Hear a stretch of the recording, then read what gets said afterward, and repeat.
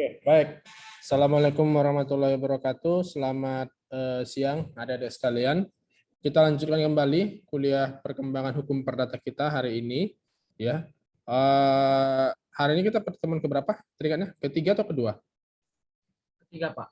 Ketiga ya. Ya. Nah, adik-adik sekalian, minggu lalu kita sudah belajar, sudah beberapa pertemuan sebelumnya ya, kita sudah belajar mengenai perkawinan, hukum tentang orang dan keluarga. Sekarang kita akan membahas terkait dengan pendewasaan, perwalian, dan keadaan tidak hadir. Nah, materi ini penting untuk dipelajari. Kenapa? Karena di materi ini kita bisa mengetahui bagaimana dewasa dalam sistem hukum Indonesia, di mana penentuan dewasa ini di Indonesia itu sangat plural, sangat banyak. Kenapa? Karena ada berbagai peraturan perundang-undangan yang mengatur terkait dengan kedewasaan itu sendiri. Timbul pertanyaan, kenapa ya harus ditentukan kedewasaan seseorang itu? Sebelum kita bahas lebih lanjut ya mengenai materi ini, saya mau nanya dulu sama kalian, kenapa pendewasaan ini dibahas atau menjadi hal yang krusial untuk dibahas? Ada yang tahu nggak kira-kira kenapa ya? Apa sih kira-kira yang menjadi faktor ini urgent loh, ini penting loh untuk dibahas? Kira-kira apa? Ayo, silakan. Apa kira-kira yang menjadi alasan ini penting untuk dibahas kedewasaan ini? Silakan. Mungkin Pak, Ya. menurut saya Pak, kenapa penting terhadap pembahasan pendewasaan ini? Karena manusia itu pada dasarnya sebelum dia dewasa kan, atau masih dianggap sebagai anak-anak, dia itu masih belum bisa secara bulat atau secara tekad itu untuk dalam hal pertanggungjawaban Pak. Jadi untuk itu, karena pun dalam hidup manusia sangat perlu sekali dalam yang dinamakan pertanggungjawaban itu, maka harus ada aturan yang mengatur atau undang-undang yang mengatur atau ketentuan hukum yang mengatur soal pendewasaan itu, agar menjamin apakah manusia itu dan misalnya dari segi sainsnya atau dari segi kemudian dari segi psikologisnya dan sebagainya, untuk menjamin apakah ketika dia sudah dilekatkan dengan tanggung jawab itu, dia dapat melaksanakan tanggung jawab itu dengan baik atau enggak. Itulah yang nanti akan penambahannya itu atau ditambahkan unsur ke dalam orang yang dewasa itu adalah bagaimana dia mempertanggungjawabkan hak dan kewajibannya sebagai warga negara maupun sebagai manusia yang berhubungan hukum dengan manusia lainnya. Menurut saya seperti itu, Pak. Oke, yang lain? Ada yang punya argumentasi lain? Kenapa sih pendewasaan ini penting gitu? Silakan. Ayo, ini hal yang basic sebenarnya karena pasti di mata kuliah dasar hukum perdata 1 ini sudah disampaikan dan diajarkan. Kenapa? Ayo, silakan. Mauris Muyasar, kira-kira kenapa? Menurut saya kenapa tentang pendewasaan ini dibahas karena pendewasaan inilah yang menentukan seseorang cakap atau tidaknya melakukan tindakan perbuatan hukum, Pak. Itu saya menurut saya, Pak. Kenapa sih harus ditentukan cakap tidaknya seseorang untuk melakukan perbuatan hukum?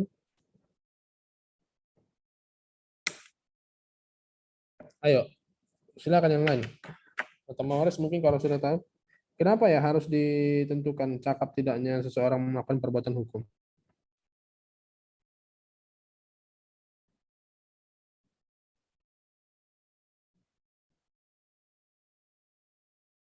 Silakan.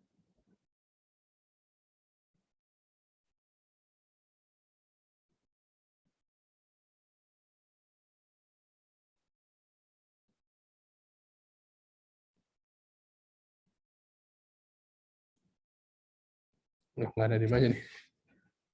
Serafin Siagian. Serafin. Siahaan. Silakan. Kenapa kira-kira ini penting ya?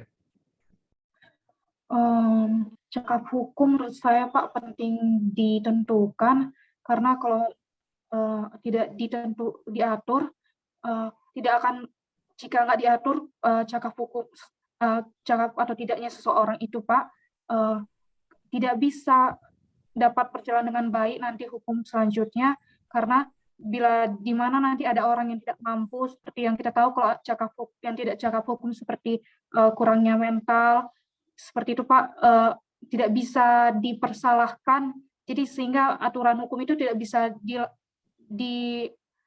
dilaksanakan gitu Pak dengan baik gitu Pak.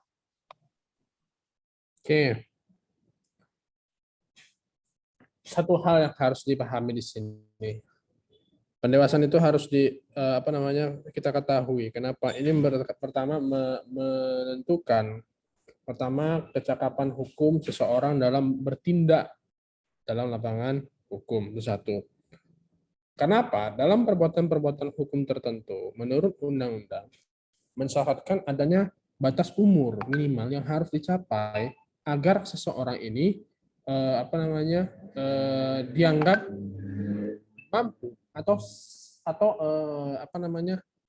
memang secara legal perbuatan dia diakui secara hukum, sehingga apa? Segala konsekuensi, segala akibat hukum yang ditimbulkan dari perbuatan tadi dapat dibebankan kepada si pihak yang melakukan perbuatan hukum tadi. Contoh misalnya, ada orang melakukan jual beli. Kamu beli rumah mewah, ya kan? Harganya sangat murah. Kamu belinya dari katakanlah ada seorang anak yatim piatu, orang tua sudah tidak ada lagi, terus kamu beli rumahnya itu yang sangat mewah dengan harga yang sangat murah, sangat nggak sepantas lah dengan harga rumah tadi. Nah, anak ini mau aja dapat dikasih duit kan gitu. Saya mau nanya dulu. Dalam hal seperti itu, kira-kira dikaji dengan syarat sahnya perjanjian, karena kan jual beli kan merupakan bagian dari perjanjian. Sah nggak kira-kira jual belinya? Sah atau tidak?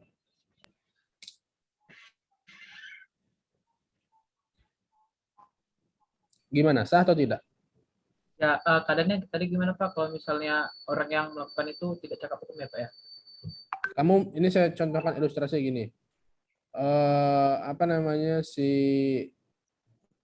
Si A katakan, orang tuanya sudah tidak ada, dia masih anak SMP atau SMA gitu. Tapi dia anak tunggal, akhirnya dia memiliki rumah, mewarisi rumah milik orang tuanya yang sangat megah. Terus ada si B beli rumah si A. Dikasihlah, karena si A ini nggak ngerti harga rumah itu berapa, dan si B nawarkan, nih uang sama mobil, ganti rumahmu mau nggak? Oh, karena dia suka, mau dikasihnya gitu kan. Nah, akhirnya terjadi transaksi jual beli tadi, rumah tadi dibeli dengan sejumlah uang dan juga mungkin benda-benda lain yang diperjanjikan. Tapi walaupun demikian, nilai harga yang diberikan oleh si pembeli tadi si B itu tidak sesuai dengan nilai rumah yang dimiliki oleh si A tadi. Jika dikaji dari hukum perjanjian, saya mau nanya, kira-kira perjanjian ini antara si A dengan si B tadi terkait dengan jual beli rumahnya si A sah atau tidak? Izin Pak. Ya. Kalau menurut saya Pak, dari rumusan pokok dalam perjanjian itu dalam 1320 kan Pak, bahwa syarat keduanya itu harus pertama dia tuh harus ada kecakapan hukum, dan dia itu sadar untuk melakukannya itu, bahwa mereka yang dapat dibebankan atas tindakan seperti itu. Nah, kalau untuk menurut saya sah atau tidaknya ya tidak sah, tapi dalam kurun atau dalam bentuk yaitu dapat dibatalkan begitu Pak. Karena juga dalam KUH Perdata kita mengatur bahwa ketika seseorang tadi kan kondisinya bahwa dia khilaf gitu Pak, oh ternyata orangnya ini gitu, sedangkan saya sudah melakukan perjanjian sama ini, maka dapat dimohonkan untuk dibatalkan gitu Pak. Jadi menurut saya seperti itu Pak. Pertanyaannya sah atau tidak perjanjiannya? Yang waktu melakukan di awal kan Pak, ya menurut saya sah Pak. Tapi kalau ketahuan tadi seperti itu, maka dia dapat membatalkannya itu Pak, pihaknya yang tadi itu. Oke, yang lain kira-kira gimana?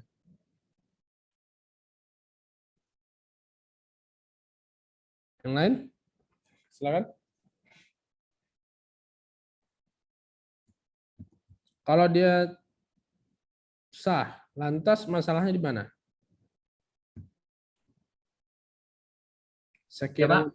Sekiranya dia sah, lalu yang jadi masalah itu di mana? Subjeknya, Pak. Apa yang Bahwa dipenuhi? ya, yang tidak dipenuhi itu adalah bukan di taraf kesepakatan ya sih Pak, tapi lebih kepada kecakapan dalam membuat suatu perikatan itu gitu Pak.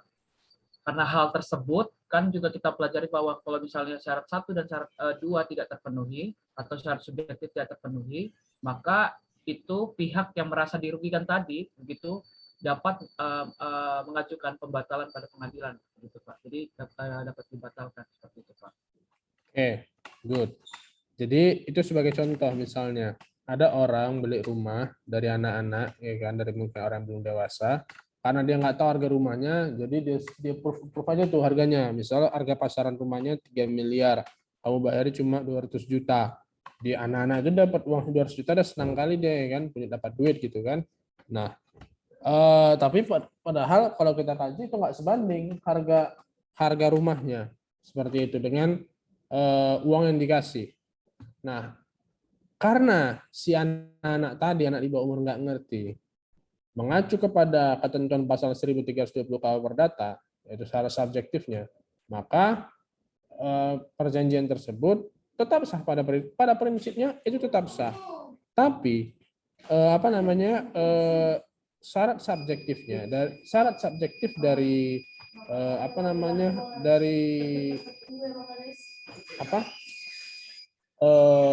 perjanjian itu tidak terpenuhi, sehingga apa? Walaupun itu tetap sah, namun itu dapat dimohonkan pembatalannya ke pengadilan seperti itu. Itu satu. Nah, beda hal kalau seandainya tadi perjanjian itu melanggar syarat objektif. Itu jika seandainya syarat objektif tadi itu dilanggar, secara otomatis maka perjanjian tersebut akan menjadi batal demi hukum tanpa harus dibatalkan. Seperti itu. Itulah konsekuensi, itulah urgensi mengapa kita harus memahami dulu mengenai kedewasaan. Kenapa? Ternyata kedewasaan ini berkorelasi dengan yang namanya legal standing seseorang, kedudukan hukum seseorang untuk melakukan suatu perbuatan hukum tertentu.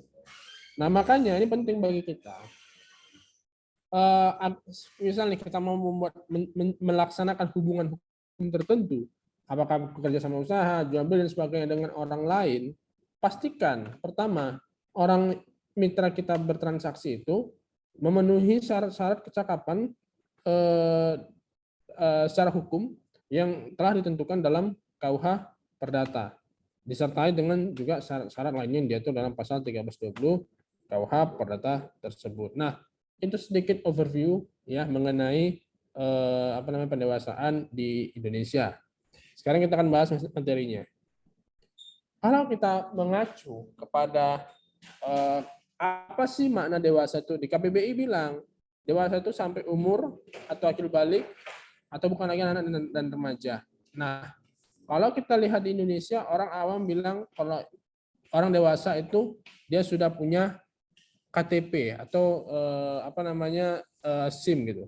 Timbul pertanyaan, apakah ketika seseorang yang berusia 17 tahun dan telah memiliki KTP dapat dianggap dewasa secara hukum? Kira-kira ada bisa nggak kira-kira?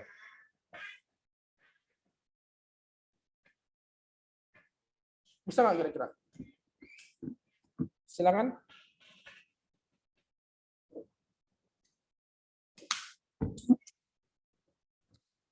Ada orang umurnya 17 tahun dia punya KTP, apakah bisa langsung kita bilang dia dewasa? Kira-kira gimana?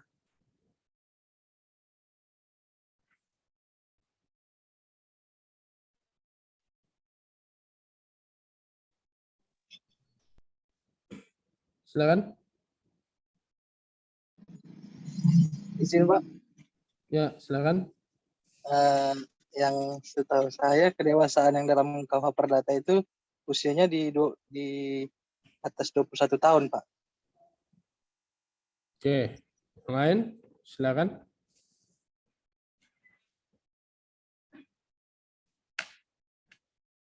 Sebelumnya saya minta semua peserta kuliah untuk mengaktifkan kamera ya selama kuliahnya berlangsung.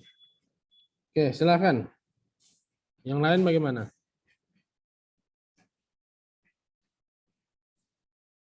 Ada? Kira-kira gimana?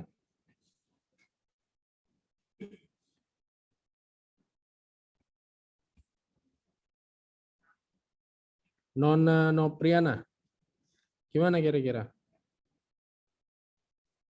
Halo Nona. Ya, Pak. Kira-kira gimana? Kameramu kenapa nggak aktif itu ya? Izin, Pak. Lagi sakit, Pak. Sakit apa? Demam, Pak. Terus? Korelasinya sama kamera apa ya?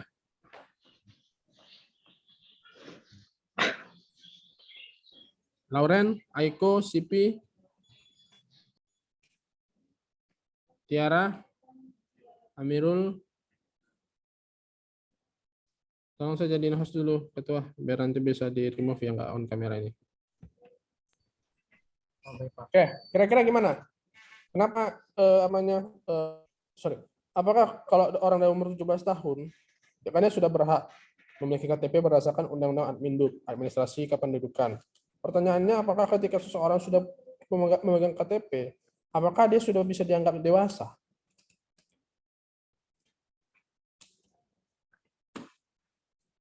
Gimana kira-kira? Tolong semua peserta tolong diaktifkan kameranya ya.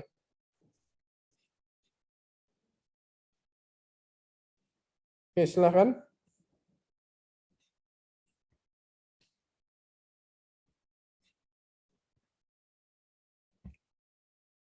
Lauren. Halo Lauren.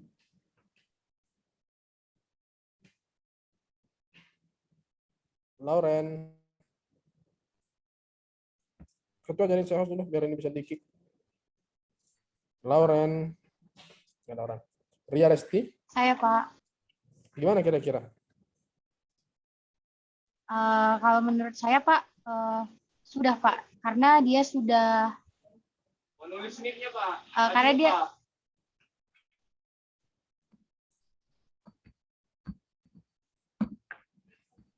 Sudah, Pak. Karena dia sudah bisa mempertanggungjawabkan apa yang dia perbuat nantinya, gitu, Pak. Oke, hostnya siapa? Tolong untuk saya dijadiin co-host dulu. Sebentar. Ya, Pak. Juga ada konflik, Pak, yang bisa bantu juga, Pak. Oke. Remove aja ya yang nggak on. Sorry, yang nggak on cam kita remove. Karena peraturan kuliah kita harus on cam. Nah, pertanyaannya apakah ketika seseorang itu sudah dewasa, sudah 17 tahun, sudah dapat ditafsirkan bahwa dia sudah dewasa?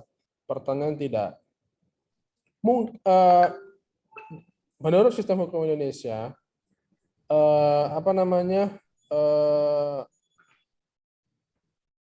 kita hari ini kedewasaan itu diatur secara multi undang-undang. Kenapa? Saya contohkan misalnya, dalam undang-undang politik ada pengaturan mengenai dewasanya, yaitu apa? 21 tahun untuk kamu ikut menjadi peserta dalam pemilu untuk dipilih. Jadi misalnya kamu mau nyalek gitu. Nah, kamu harus berusia minimal 21 tahun. Dalam undang-undang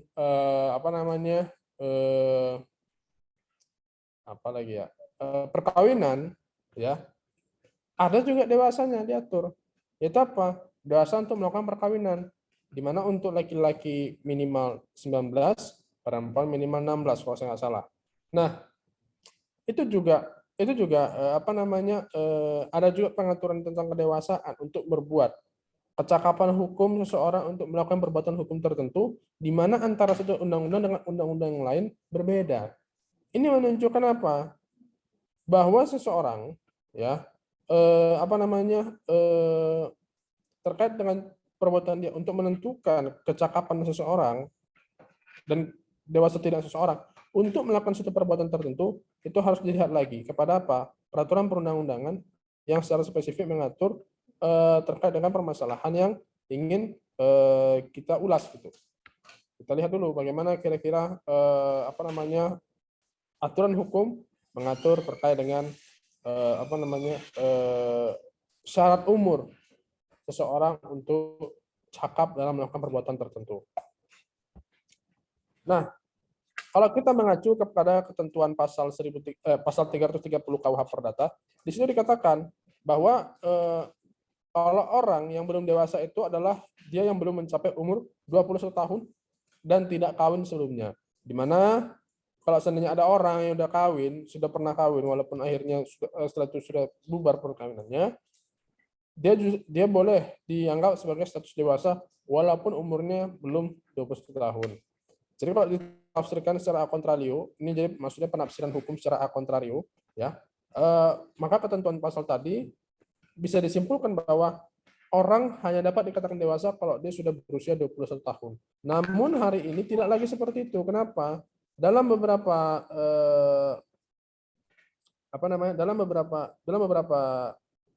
peraturan perundang-undangan juga mengatur batas usia dewasa untuk melakukan perbuatan hukum tertentu. Misalnya syarat menikah, baru syarat untuk melakukan hubungan hukum keperdataan tertentu dan sebagainya. Nah, kalau kita mengacu kepada KUH Perdata, ya, maka syarat orang itu dewasa dia harus berusia minimal 21 tahun. Di situ dia bebas untuk menjual beli, bebas untuk melakukan perbuatan hukum apapun gitu, dan dia bukan lagi menjadi tanggungan dari orang tuanya seperti itu. Nah, timbul pertanyaan, kenapa ya harus ditentukan batas usia dewasa itu? Ada yang tahu nggak? Kira-kira kenapa batas usia dewasa itu penting? Kenapa kira-kira?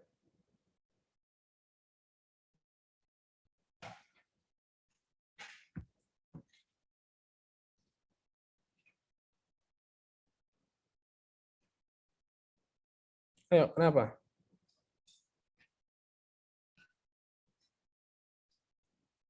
Tiara Maharani? Ya, Pak. Kira-kira kenapa pentingnya menentukan batas usia kedewasaan seseorang?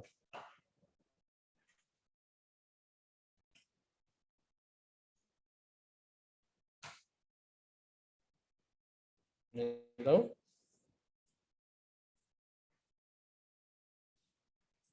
Sandra Monica, kira-kira kenapa?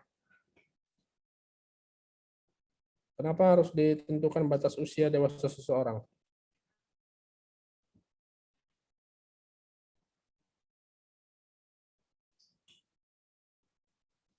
Halo Sandra, ada orangnya enggak?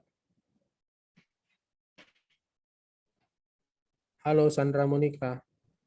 Halo, Pak. Kira-kira kenapa harus ditentukan batas usia dewasa? Biar tahu mana yang udah cakap hukum dan tidak yang belum cakap. Kenapa harus ditentukan seperti itu?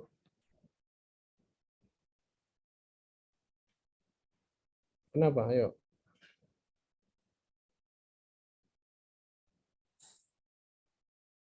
Yang tahu?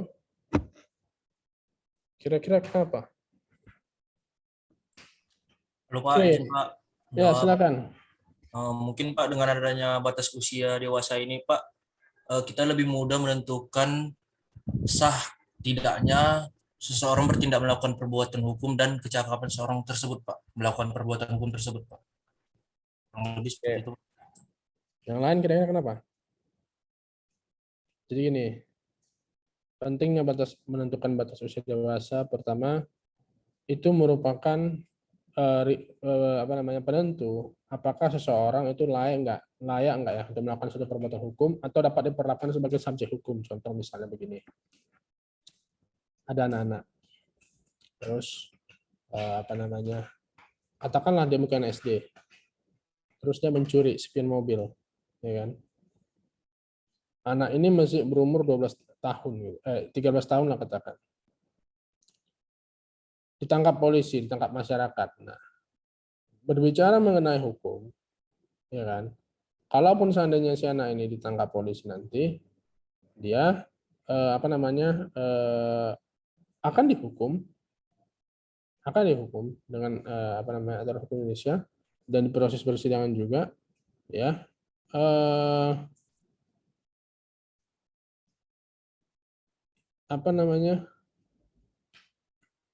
Tapi karena dia anak di bawah umur, ada ketentuan undang-undang, namanya Undang-Undang Sistem Peradilan Pidana atau Undang-Undang SPPA, di mana hari ini sudah ada berbagai opsi untuk melakukan pemidanaan terhadap anak. Selain dari penjara, misalnya apa? Wajib lapor, lalu misalnya apa untuk tahanan kota dan sebagainya gitu kan. Nah, hal-hal seperti inilah yang akhirnya membuat orang kenapa menentukan batas usia itu satu hal yang bisa dibilang cukup urgen. Kenapa? Karena itu menentukan bagaimana nasib seseorang ke depannya, seperti itu. Nah, contoh perbuatan hukum itu yang bisa dilakukan oleh orang dewasa, misalnya membuat perjanjian dengan orang lain, lalu melakukan perbuatan hukum tertentu, kayak jual, sewa menyewa, dan sebagainya, itu juga hanya bisa dilakukan oleh orang-orang yang dianggap sudah dewasa atau cakap secara hukum. Dan tidak gangguan ya akalnya, ya, seperti itu, tidak idiot dan sebagainya. Tujuannya ini menghindari adanya pembatalan dari sebuah perjanjian. Kenapa? Karena ketika suatu perjanjian itu dibuat tanpa adanya pemenuhan syarat-syarat perjanjian, salah satunya adalah kecakapan para pihak yang untuk menjadi syarat, itu akan mengakibatkan perjanjian tersebut tidak dapat perjanjian tersebut dapat dimintakan pembatalan ke pengadilan. Nah, hal seperti itu yang mendorong akhirnya perlu dibuat ketentuan seperti ini. Misalnya ada orang kalau berjualan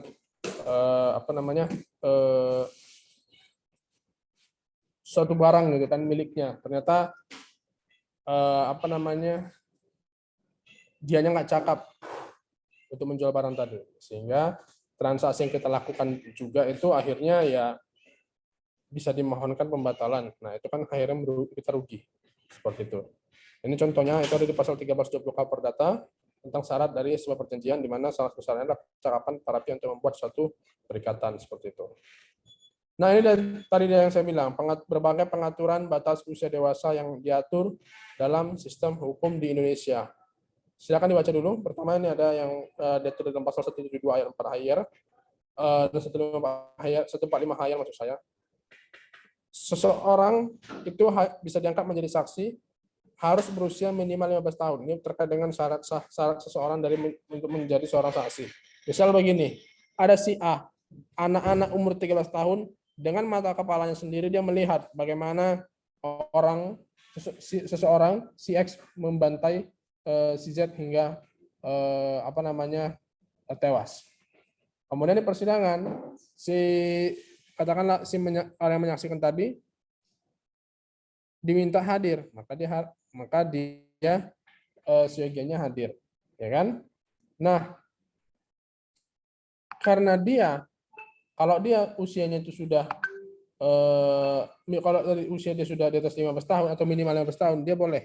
Namun ini karena kasusnya dia adalah anak bayi, balita, maka hal tersebut tidak dapat diperbolehkan. Kenapa? Dia dianggap belum dewasa secara hukum untuk menjadi saksi di depan pengadilan. Kedua, di pasal 47 Undang-Undang Perkawinan dikatakan kalau ada anak yang belum 18 tahun umurnya atau belum pernah melangsungkan perkawinan, maka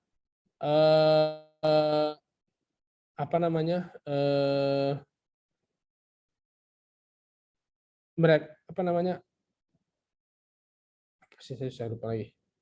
Dia tidak bisa melaksanakan satu perbuatan perkawinan tadi, walaupun dalam praktiknya bisa saja menyimpang dari itu.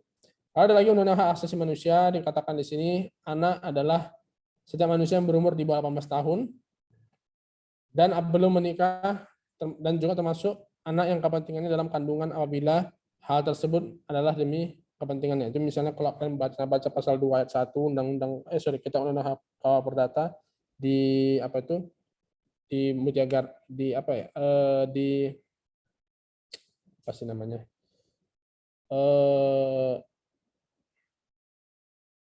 sorry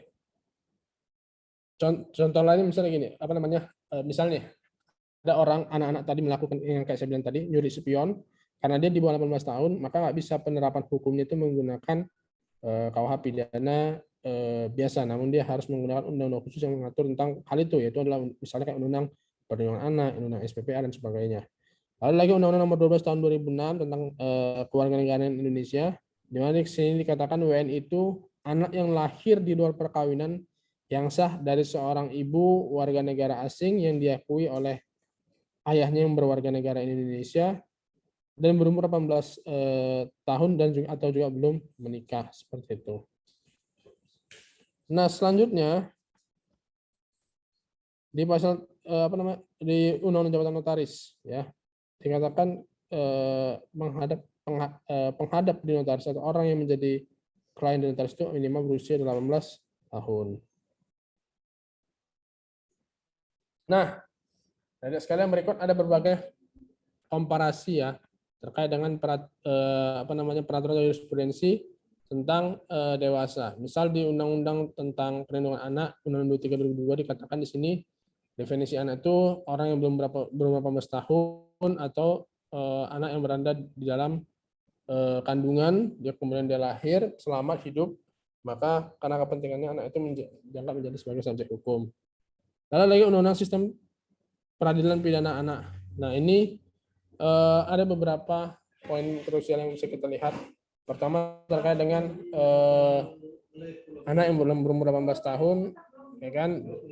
Maka dia pertama seandainya melakukan perbuatan hukum,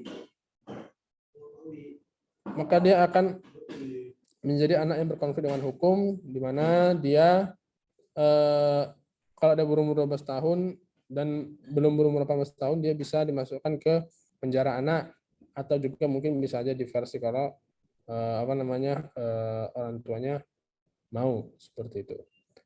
Kedua, anak menjadi korban tindak pidana, yaitu anak yang belum berumur 18 tahun yang mengalami penderitaan fisik, mental dan sebagainya. Lalu ada lagi anak yang menjadi saksi tindak pidana, itu hanya orang-orang yang belum berumur 18 tahun yang dapat diberitahukan keterangan guna pemeriksaan di sidang pengadilan. Lalu ada lagi kompilasi hukum Islam. Nah, kompilasi hukum Islam ini juga mengatur terkait dengan pendewasaan, di mana menurut hukum Islam ini batas usia dari ini adalah di umur 21 tahun seperti itu.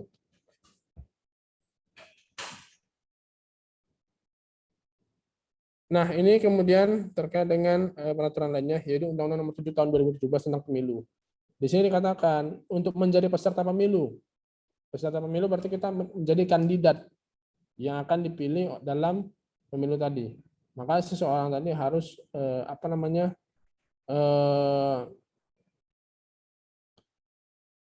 memenuhi persyaratan tersebut agar dia bisa ikut dalam kontestasi di politik tersebut. Lalu ada lagi SK Mendagri tentang agraria. Dewasa itu dapat diartikan dalam pembedaan dewasa politik, beberapa perbedaan misalnya, maksudnya itu ada dewasa politik, dewasa seksual, dewasa hukum. Kalau politik dia itu bisa memilih, ya itu memilih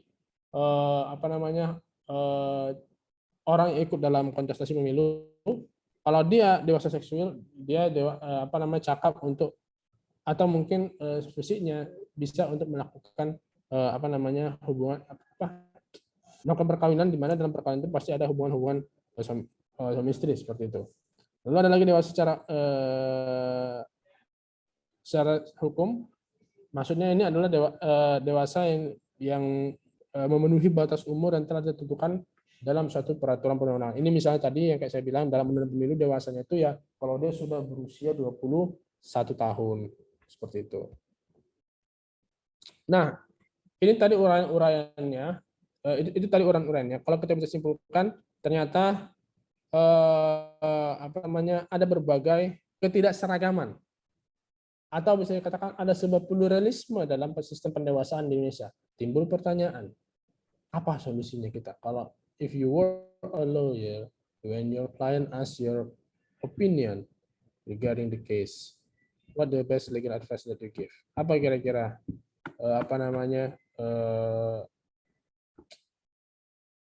nasihat hukum terbaik yang kamu berikan kepada klienmu? Kira-kira apa? Misal ada misal dengan kondisi seperti ini ada keseragaman, keberagaman, misalnya keberagaman dari sistem pendewasaan. Kira-kira apa yang kamu lakukan? Atau apa yang bisa kamu simpulkan dari hal yang saya sampaikan tadi? Dari beragamnya sistem pendewasaan di negara kita ini. Silakan. Dan apa kira-kira?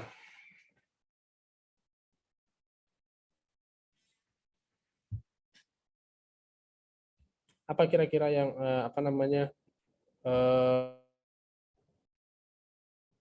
bisa kita simpulkan terkait dengan hal beragamnya sistem pendewasaan yang ada di Indonesia?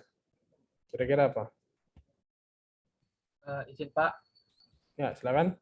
Ya, kalau menurut saya Pak, kalau melihat ya pengaturan soal keruwetan juga terhadap ketidakseragamannya undang-undang yang mengatur terhadap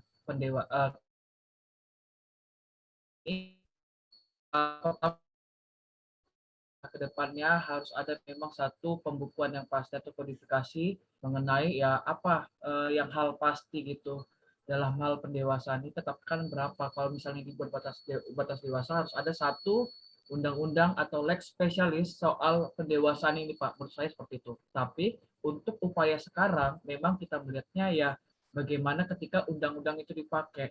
Kalau persoalannya misalnya undang-undang itu dipakai berkenaan dengan pornografi, maka pendewasaan itu atau batas usia dewasa tadi itu yang diatur dalam perkenaan undang-undang pornografi tadi, ataupun ketika dia mau diajukan sebagai seorang saksi, maka pendewasaan itu mengikuti dengan aturan yang diatur pasal 172 dan pasal 145 pasal 172 HIR dan 145 RBG tadi dengan batasnya itu ada 15 tahun.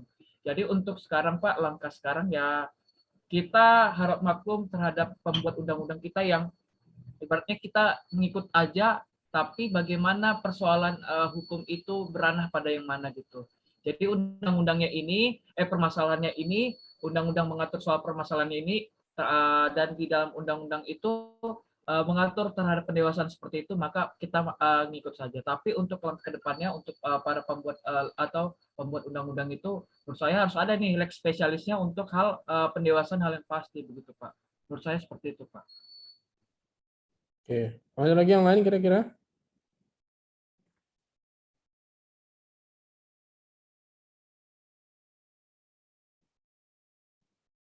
Ada?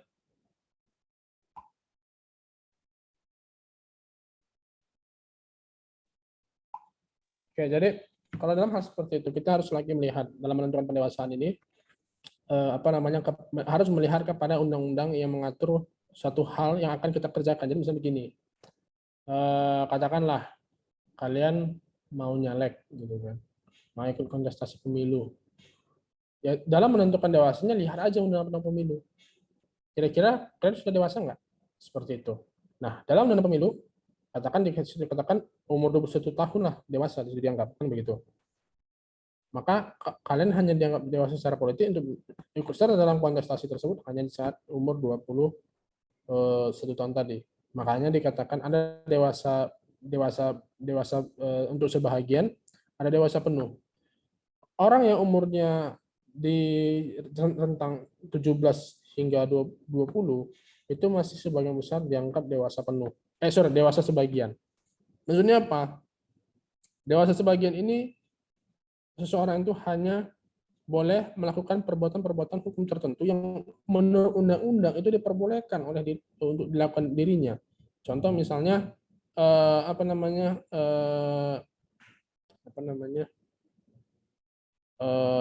orang-orang misal orang dia mau menikah gitu.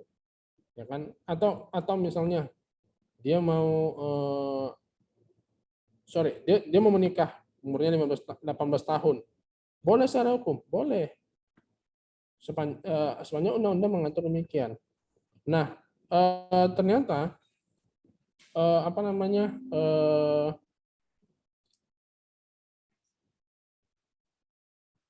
Setelah menikah, katakan dia bercerai. Tapi dia bercerai itu mungkin di umur 20 atau mungkin 19. Pertanyaannya, apakah dia sudah secara tegas dikatakan dewasa? Belum juga. Kenapa? Mungkin ada part-part lain yang apa namanya di undang-undang lain yang mengatur persyaratan tertentu. Misalnya apa namanya untuk ikut dalam kontestasi politik. Mungkin ada orang yang sudah pernah menikah, ya kan? Tapi umurnya belum 21 tahun, tapi dia ingin mendaftar pemilu. Pertanyaannya adalah apa bisa? Tidak. Kenapa? Undang-undang pemilu itu sudah tegas mengatur batasan minimal usia yang harus dipenuhi oleh seorang apa namanya yang orang-orang ingin ikut dalam kontestasi pemilihan umum itu sendiri, seperti itu.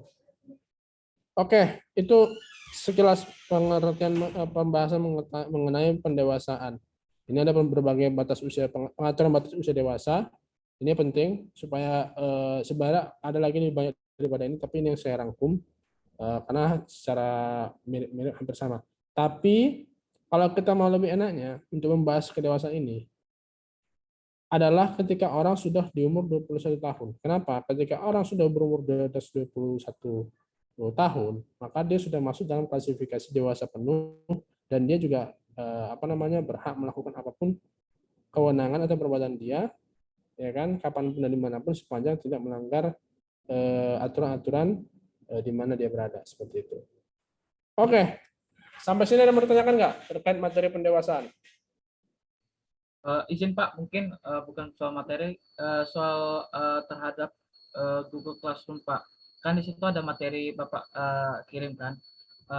Tadi barusan cek, ternyata lagi ada error Pak, nggak bisa diakses, juga bisa baca buku yang Bapak kirim gitu kan.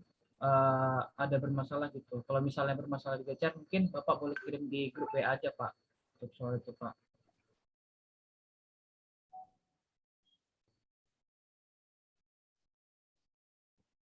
Oke, nanti saya apa aja yang belum dikirim di apa yang belum bisa diakses di GCR-nya? Itu Pak, kalau Bapak lihat di situ kayak e-booknya, kemudian yang kemarin soal akses apa namanya e-book untuk referensi pengerjaan tugas, dan drive yang Bapak kirimkan itu agak bermasalah Pak, itu nggak bisa diakses Pak. Oke, nanti saya coba cek lagi drive-nya. Ya Pak, baik Pak, terima kasih Pak. Oh ya Pak, untuk pertanyaan Pak, juga bingung Pak, kemarin sempat baca juga Pak di Undang-Undang Perkawinan gitu kan Pak, ternyata terbesit juga Pak di, kalau nggak salah di pasal 6 ayat 1, itu dikatakan bahwa itu kan umurnya 21 tahun begitu, tapi yang 21 tahun itu tidak perlu izin orang tua, dan di bawah untuk 21 tahun ketika dia menikah dia perlu izin orang tua. Maka dibuatlah, kalau misalnya sekarang Undang-Undang Nomor 16 tahun 2019 kan diseragamkan. Mereka yang 19 tahun sama-sama laki-laki dan perempuan. Tapi syaratnya, jadi bingung begini Pak, apakah di dalam Undang-Undang Perkawinan itu yang dikatakan dewasa itu mereka yang 21 tahun atau 19 tahun itu Pak? Kalau misalnya dalam penafsiran saya sih 19 tahunnya tadi itu laki-laki dan perempuan itu masih dikategorikan anak-anak karena mereka masih perlunya izin orang tua gitu. Nah, jadi masih bingung di situ sih Pak, konsepnya dalam undang-undang itu gimana Pak? Jadi gini, di dalam perubahan undang-undang perkawinan, kalau saya nggak salah kan nomor yang terbaru itu kan dikatakan tidak ada lagi gimana tadi kamu bilang? Ini Pak, kalau kita lihat juga di undang-undang perkawinan itu kan Pak, di pasal, itu saya bacakan aja pasalnya Pak. Oke. Bentar, Pak. Oke, perkawinan.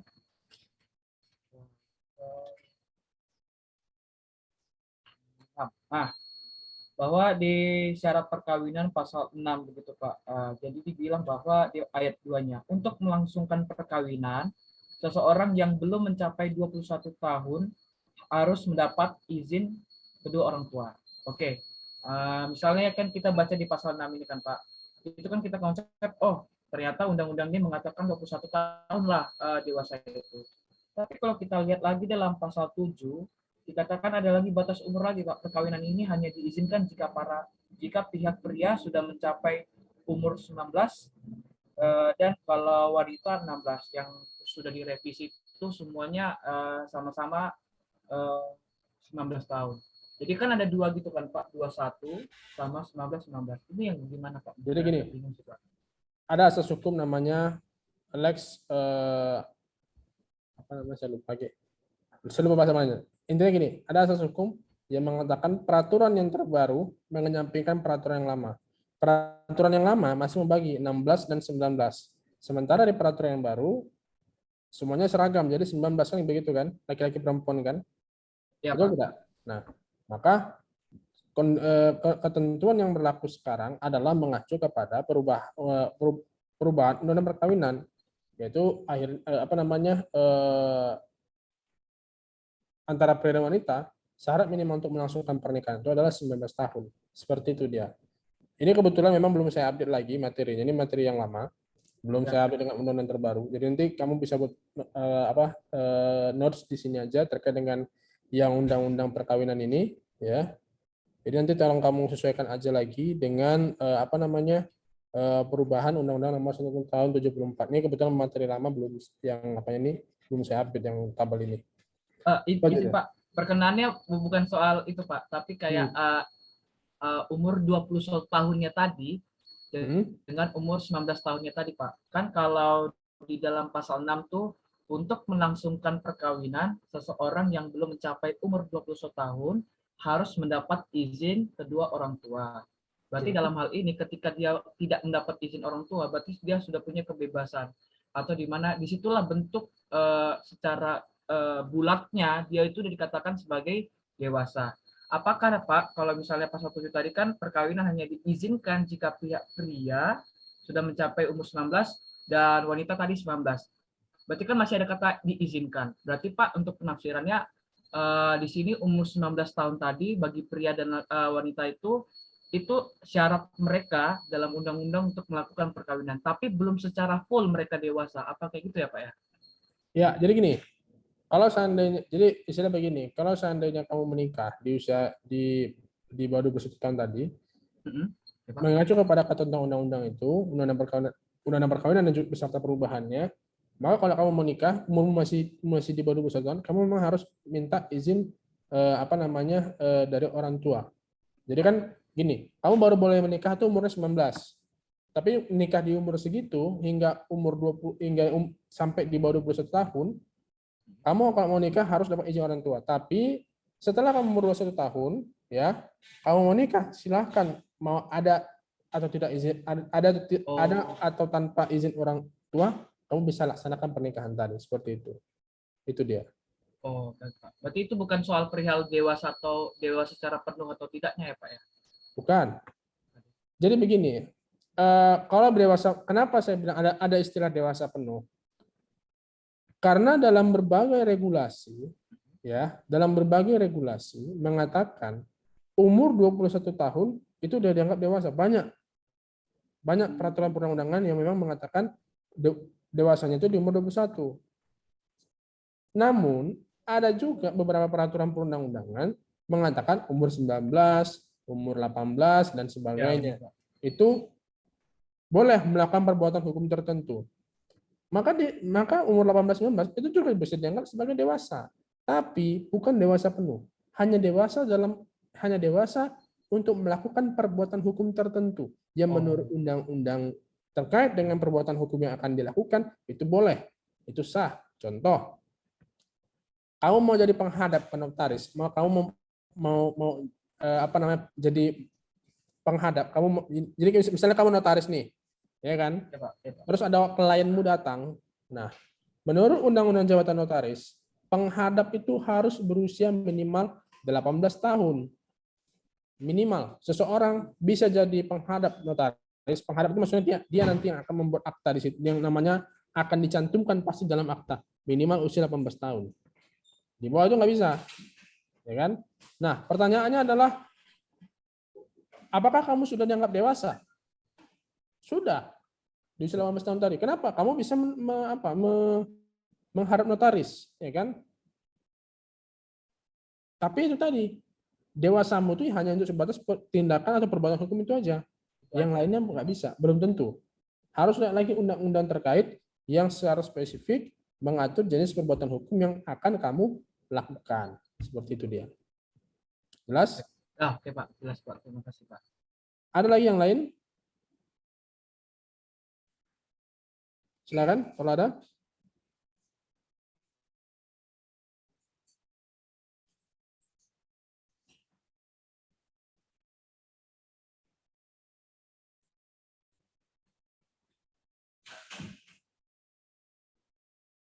Nggak ada? Ada atau tidak?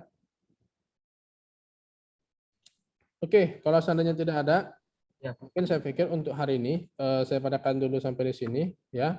Tolong untuk tugasnya tugas kelompok yang sudah saya kasih itu kalian kerjakan ya. Bahannya itu ada di GCR. Nanti saya kasih aja link GCR link Google Drive-nya ke ini ke ke WA. Jadi bisa diakses. Oke, mungkin itu aja adik-adik sekalian. Kalau nggak ada lagi yang ingin ditanyakan, saya pikir untuk perkuliahan hari ini kita cukupkan dulu sampai di sini. Terima kasih banyak atas partisipasi kalian pada pertemuan hari ini. Salam sehat, sampai jumpa di pertemuan berikutnya. Assalamualaikum warahmatullahi wabarakatuh. Waalaikumsalam. Terima kasih Pak. Terima kasih Pak. Terima kasih, Terima kasih, Pak. Pak. Oke, saya izin live ya. Ketua kelas jangan lupa berita acara sama Ya. record Zoom-nya di-share ke classroom. Ya, baik Pak. Oke, terima kasih izin. Assalamualaikum warahmatullahi wabarakatuh. Ya Pak. Terima kasih Pak. Ini ya.